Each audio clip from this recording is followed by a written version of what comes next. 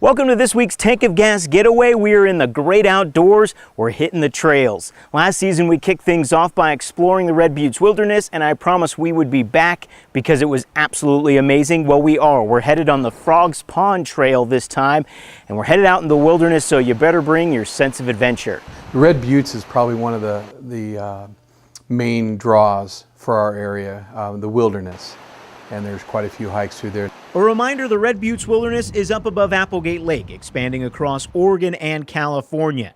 To get there from the Rogue Valley area, you're heading past the lake, past Seattle Bar, and onto the Forest Road system. You'll want to make this sharp right-hand turn as soon as the road dead ends right there at the Forest Roads, and you're going to be following Forest Road 1040. After several miles, you will come to a fork in the road and want to take this left across this bridge to stay on 1040.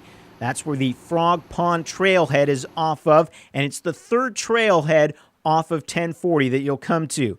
Now, you're ways out, so it's always a good idea to be prepared before heading out. Always let people know where you're going, family and friends, even stopping at the ranger station, just checking in, letting us know where you're at, just in case of any kind of emergencies. I brought one of my friends and trail guides along, and while Luna can set a fast pace, she also can pack in some gear, which is good because this trail is steep at times, and there's a lot of debris across it. You're going to have to hop over a log or two. You are mainly in the shade for your trip up, but if it's hot, you're gonna feel it. And the trail snakes up the mountain for just under a couple of miles until you finally reach Frog Pond. The pond is really down this year, but the meadow is still pretty spectacular.